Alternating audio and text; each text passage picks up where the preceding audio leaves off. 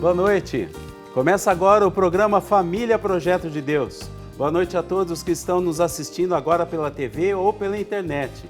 Boa noite, amor. Boa noite, amor. Boa noite a você aí de casa e que está nos acompanhando. E o assunto hoje do programa, ele é bastante sério e a gente vai falar um pouquinho sobre as drogas, a prevenção, a reabilitação. E, infelizmente, muitas famílias sofrem com essa questão, né?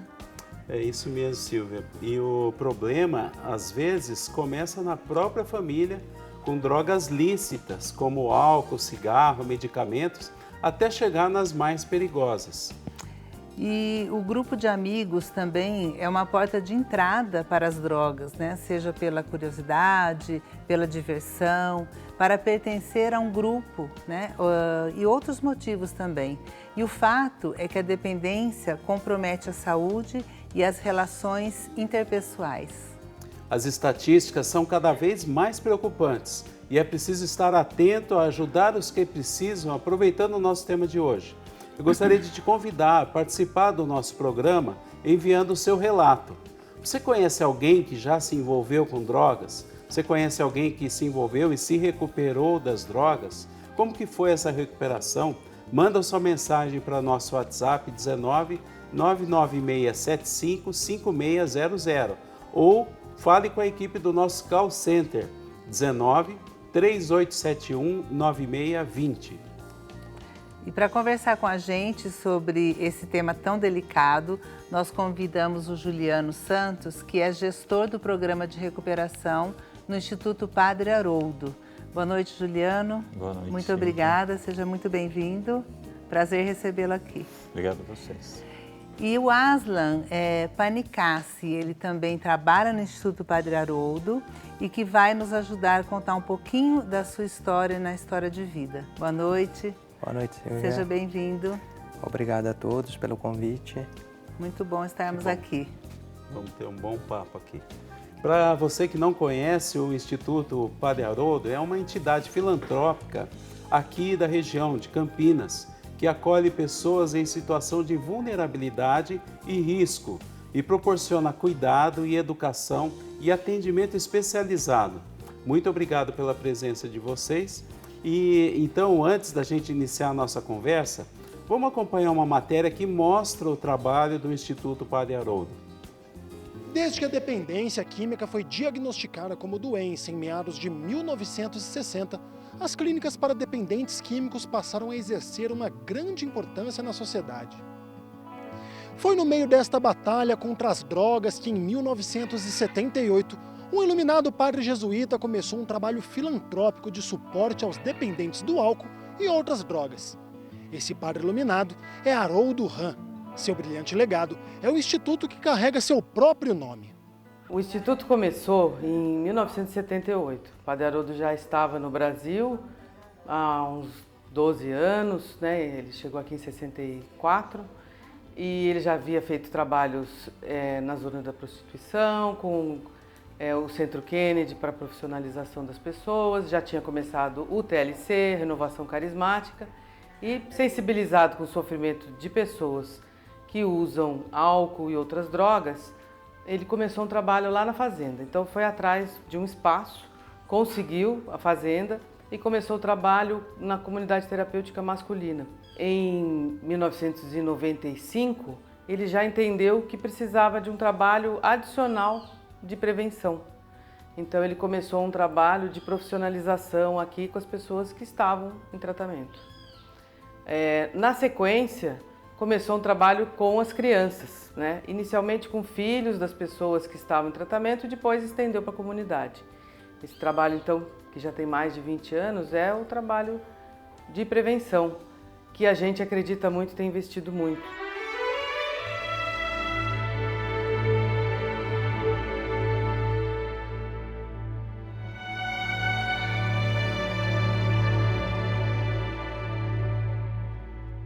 Atualmente, o Instituto Padre Haroldo atende em sua sede para esse trabalho de prevenção contra as drogas cerca de 150 crianças e adolescentes. Em uma outra unidade na periferia de Campinas, este número de atendidos chega a 180. Porém, o número geral de beneficiados não para por aí e atinge marcas impressionantes. Isso por meio dos programas de recuperação, acolhimento, prevenção, trabalho e renda e outros projetos do Instituto. Eu acho que o Instituto Padre Haroldo hoje que atende diretamente 2.000 pessoas por mês. É muita gente. A gente tem um alcance que, se a gente fala de 2.000, a gente pode multiplicar esse alcance para 4 vezes isso, né? O Instituto, a gente perdeu as contas, mas a gente estima que já tenha ajudado umas 90.000 pessoas.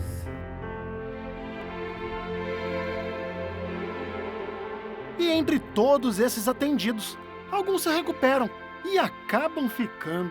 O meu tratamento foi assim, ele foi, no início é sempre difícil, né? Um espaço onde você não conhece, na minha época tinha algumas meninas, um número de 20, 30 meninas que eu não conhecia, então a gente fica meio com medo, assim, né? Meio retraído.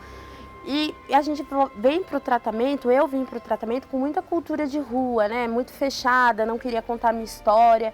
Só que aqui eu encontrei uma equipe que me amou. Me amou independente daquilo que eu era, que eu fiz, do que eu queria. E me incentivou a ter uma vida nova. Hoje eu sou funcionária no Instituto Padre Haroldo. Eu fiz um projeto de vida no meu tratamento, onde eu gostaria de ficar um tempo a mais como voluntária.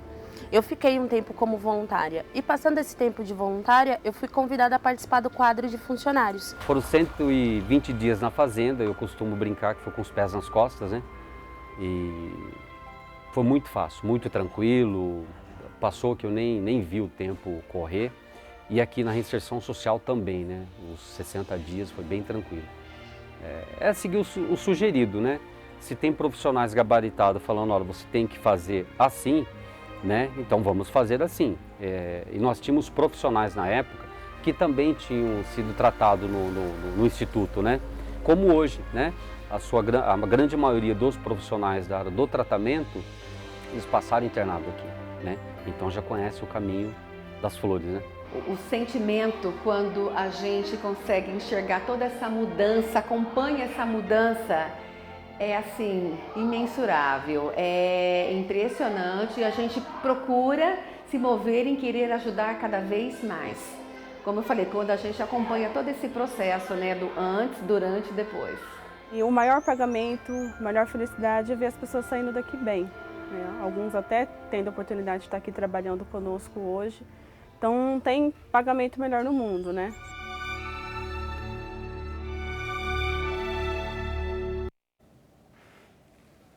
Obrigado aí pela matéria que o Carlos preparou para a gente. Talvez você já tenha visto essa matéria em outro programa aqui, mas é sempre bom a gente lembrar essa história de amor, que é o legado do Padre Haroldo para nós, né? Como a gente falou no começo do programa, nos deixou no fim do ano passado, mas continua presente, né, de alguma forma. E o Juliano, explica para a gente aí algumas coisas que foram faladas aí durante a matéria, mas é sempre bom reforçar, né? Tem mais de 20 anos, né? A Lúcia estava falando lá, mais de 20 anos no Instituto. Na verdade já vai para os seus 40 anos, já mais de 40 anos, né? Começou em 78. E hoje o Instituto ele trabalha, o Padre Haroldo começou especificamente o trabalho dele com a dependência química, como ela fala no vídeo, com a comunidade terapêutica para o público adulto masculino, mas depois ele entendeu que não era só a questão da dependência, precisava trabalhar com prevenção, precisava trabalhar com fortalecimento de vínculos familiares, precisava trabalhar muito com a família. Então o padre ele é um pioneiro, né? Porque ele vai iniciando vários trabalhos além do tratamento para dependência química. Ele vai fazer um braço para trabalhar com a família, ele vai pensar nas crianças, nos jovens. Então aí esse trabalho começou um pouquinho depois da comunidade terapêutica, mas já tem aí mais de seus 20 anos que ele trabalha que o Instituto Padre Haroldo trabalha com a prevenção. Aí a gente viu na matéria as crianças ali com recreação e tudo, então aquelas crianças são familiares de adictos, de pessoas que estão sendo assistidas lá ou não? Não necessariamente. Hoje são mais de 10 serviços no Instituto Padre Haroldo. Aquele serviço que apareceu no vídeo especificamente as crianças ficam no instituto, são crianças do entorno do instituto, do bairro, dos bairros próximos, e elas ficam normalmente lá no contraturno escolar.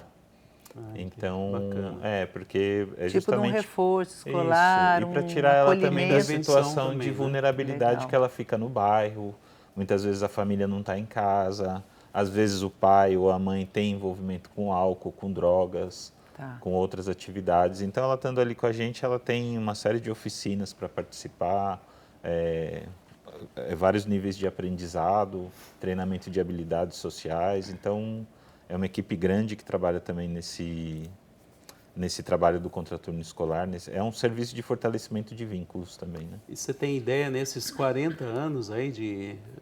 42 vai fazer esse ano, né? Exatamente. Que é de 1978. Quantas pessoas já passaram? A nossa estimativa, a Lúcia falou ali no vídeo 90 mil, mas a gente já estima 100 mil pessoas que já foram atendidas. Que beleza, hein? Se falar indiretamente, esse número sobe. Porque é isso, né? Quando a gente está lá na comunidade terapêutica, por exemplo, a gente está atendendo uma pessoa que está ali. Mas tem pelo menos mais 3 ou 4 pessoas ligadas a ela, que participam do problema dela, que sofrem com o problema dela e que buscam no Instituto alguma solução, algum alento para esse problema também, que acabam tendo contato direto com a equipe de tratamento. Seja no dia em que elas vão visitar essa pessoa, seja numa ligação, seja num atendimento familiar. Então, com certeza, esse número... E como é que essas pessoas chegam até o Instituto? Aí são diferentes portas de entrada. Falando especificamente do tratamento para dependência química, a gente pode ter tanto a demanda espontânea de pessoas que batem na porta do Instituto, porque sabem, né, da existência. Graças a Deus, o Instituto é bem conhecido, não só em Campinas, mas no Brasil e internacionalmente também. Desculpa te interromper, mas o próprio adicto vai lá bater ou a família que vai buscar o socorro? Ou tem as duas coisas? As duas coisas. Na maioria das vezes, a família. Às vezes em busca de uma orientação, não necessariamente, às vezes, só na busca da internação ou do tratamento, de uma orientação. Né? Está acontecendo isso ou isso já acontece faz algum tempo, o que a gente faz? Né? É quando, eu costumo dizer assim, é um sofrimento muito parecido quando a gente descobre qualquer doença grave na família, em um familiar. Ou quando a gente descobre em nós mesmos, ou quando a gente descobre, identifica, né, detecta que um familiar está com alguma doença grave, seja um câncer, seja uma diabetes, seja algo que pode comprometer o funcionamento dessa pessoa, né? E hoje a dependência química a gente sabe que ela é uma doença crônica também. Então a pessoa precisa de acompanhamento especializado. E nisso o Instituto é bastante conhecido, então as pessoas chegam lá, às vezes batendo na porta. O nosso maior atendimento inicial é por telefone, as pessoas procuram pelos telefones que ficam disponíveis. E também a gente recebe encaminhamento de diversos serviços. Serviços da rede socioassistencial, serviços da rede de saúde, do município de Campinas, do município de São Paulo, às vezes de outros estados procurando É muito tratamento. conhecida, né, no Brasil a instituição, né? É uma referência aí para muita gente, né? E eu queria falar um pouquinho com o Aslan. O Aslan, o que me chamou a atenção de uma moça que era ex-moradora de rua, que ela comentou e falou aí pra gente, que ela chegou lá, né, e não perguntaram muito o que ela fez, por onde andou, mas ela falou, eles me amaram, né? Então isso daí faz toda a diferença, né? Porque ela devia vir de uma vida extremamente desregrada, chega lá e depara com amor. E conta um pouquinho pra gente, Aslan, porque você também teve este problema, né? Você teve de encontro aí com esse mundo das drogas. Conta um pouquinho pra gente como que você começou, o que aconteceu para o pessoal de casa entender um pouquinho. Eu comecei muito cedo, né? Eu comecei aos 9 anos de idade para uma família que não tinha consciência do que era o alcoolismo. Então, dentro da minha própria família, eu tive a oportunidade de experimentar a espuminha da cerveja. Daqui a pouco, a curiosidade de experimentar o líquido. Como a minha mãe e os meus pais, eles trabalhavam muito, eu ficava muito tempo em casa sozinho com a bebida alcoólica dentro de casa. Eu passei a experimentar cada vez doses a mais. Sim. Tive um contato muito rápido com as drogas ilícitas. né? Então, foi aumentando. Não foi esse fator apenas da família que me levou, mas foi busca de aprovação, como nós dissemos lá no começo, busca de aprovação de colegas, queria fazer parte de um núcleo Você lembra específico. da sua idade, mais ou menos? Você falou que começou a experimentar a espuma da cerveja com 9 anos, Sim. né? E depois essas outras drogas ilícitas, como é que foi seu contato? Que idade? A partir dos 9 anos, eu já passei para solventes. Ah, com 9 Nossa, anos já? De 9 para 10 anos ali, solvente. Naquela época tinha algumas coisas que era liberada na escola que você acabava fazendo uso. Depois disso eu já tive um contato direto ali, 11, 12 anos, com a cocaína. Nossa, Né? muito Eu não novo. passei pela transição de quem começa pela maconha e vai procurar uma droga sintética. Eu quis já a droga sintética e a partir daí desencadeou até o uso abusivo de todo tipo de droga. Porque não sacia, né? É uma coisa que eu não sei, mas você percebia isso? Você não te saciava, você tinha que pegar uma dose maior e mais vezes. Eu sempre tive em busca do prazer da primeira vez. E esse prazer que eu nunca encontrei de novo. Não volta mais. Não volta mais. Então as doses são aumentadas ou o tipo de droga é mudado em busca daquele primeiro prazer. E a hora que eu vi, eu já estava dependente da sintética, da droga sintética. E eu achei interessante você falar isso, porque às vezes os pais, principalmente os homens, né, querem agradar os meninos, né? Não, vem cá, experimenta a espuminha, acha engraçado, né? Vem tomar um golinho aqui, você já está ficando mocinho e tal. E começa a introduzir o álcool na vida da criança, é muito sério, né? A cultura nossa brasileira, ela dificulta na parte da prevenção. Tá. Porque dentro dos próprios lares, tudo é comemoração e tudo é facilitação para o uso. Certo. Né? É o estímulo ali ao vivo, que se o meu pai pode, ele é meu herói, porque eu também não posso. Pois é. Então a gente tem muito estímulo dos próprios familiares. Hoje, se a gente pensar nos adolescentes, com o seu primeiro emprego, a esperança deles é chegar sexta-feira para o happy hour. O que é diferente de um dia feliz, né, de você comemorar seu dia feliz e poder continuar outro dia, esperar a sexta-feira para ter um dia feliz, que é sobre as bebidas alcoólicas. É muito ilusório, né? Então, inclusive propagandas na TV incentivando, né? Hoje a gente falava, né, amor? Hoje a gente estava conversando sobre isso, né? Que eu conversei com uma pessoa, ela falou assim, como é que pode, se a sua vida é reduzida a você ter felicidade num dia por semana, à noite, porque você vai para o happy hour, a sua felicidade está muito reduzida, porque você precisa estar feliz e alegre, né? Na verdade, todos os dias, todos os momentos. Então, alguma coisa está errada. Se a sua felicidade é só de sexta-feira, alguma coisa está errada, Alguma coisa né? está errada. Né? Ô, Aslan, e como é que você percebeu, você estava usando as drogas e tudo, tem um momento em que você percebe que você está viciado ou você achava que não era viciado? Como é que funciona a cabeça dessa... Eu tive muita dificuldade de compreender o vício, a dependência, porque a cultura nossa, dos meus pais, para os meus avós, isso era um status de que você conseguia parar sozinho. Você não é um viciado, você não tem um viciado dentro de casa ou não tem um dependente químico dentro de casa. Né? Então, para mim, eu sabia que qualquer hora que eu quisesse, eu conseguiria parar. O que foi uma ilusão. Né? Eu não conseguia interromper o uso. O máximo que eu conseguia ficar era uma semana. E era sofrido ficar essa uma semana porque eu não tinha outras habilidades e outros prazeres para compensar o prazer que a droga causava.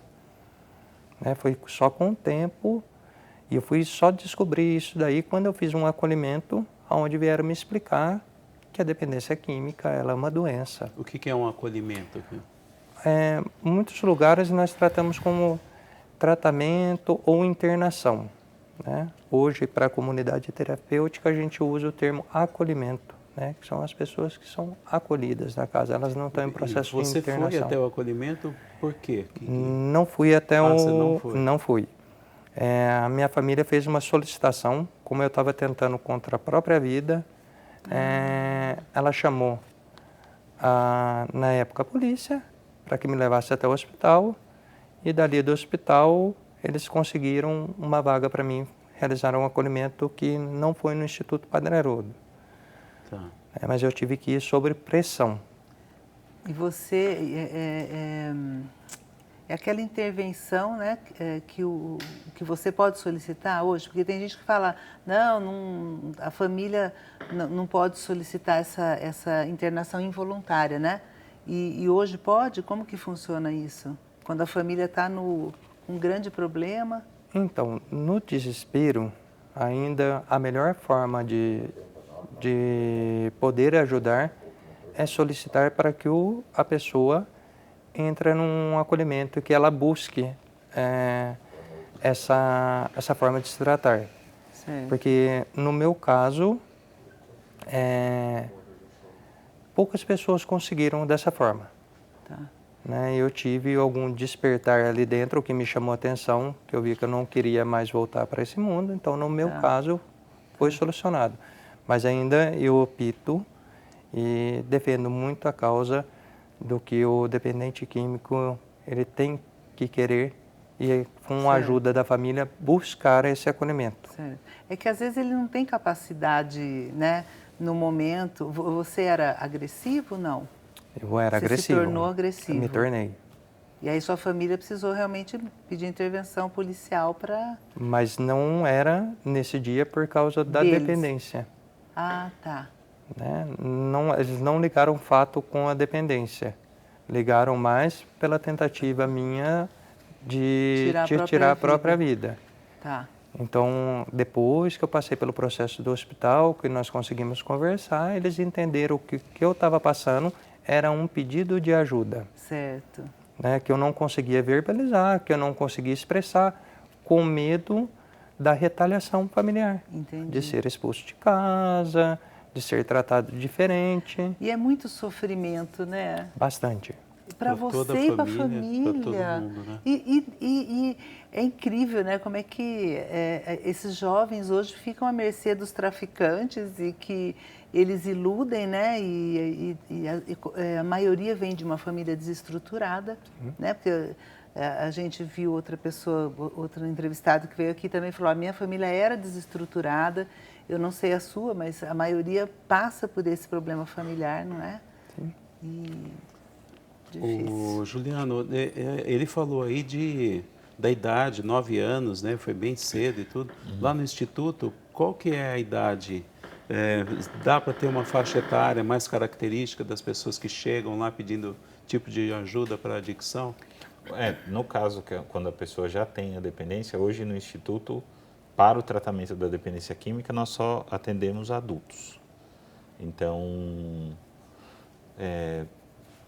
a gente pode falar, se a gente for fazer uma média, né, de idade, a gente vai falar entre pessoas de 30 a 40 anos, 25 a 35 anos, fazendo uma média. Tá. Mas a gente tem jovens, adultos jovens, né, de 18 anos, 19.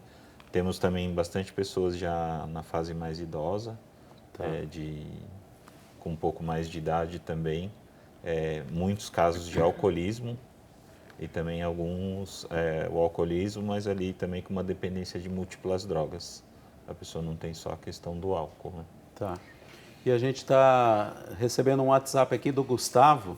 O Gustavo, ele é fruto, né, segundo ele mesmo diz, do Instituto. Boa noite, meu nome é Gustavo, sou fruto do Instituto Padre Haroldo. Faz 2 meses que concluí o tratamento e estou muito bem.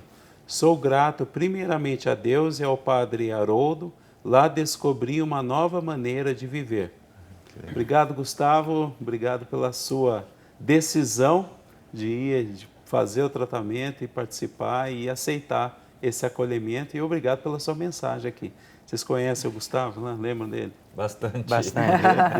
Se aparecer lá para Um abraço para ele. reencontrar, né? Visitar agora. Então tá bom, a gente vai ter que dar uma paradinha. Aproveita agora o intervalo para mandar a sua mensagem para nós. Você pode fazer isso pelo WhatsApp 19 99675 5600 ou pelo nosso call center 19 3871 9620. Daqui a pouco a gente volta. Até já.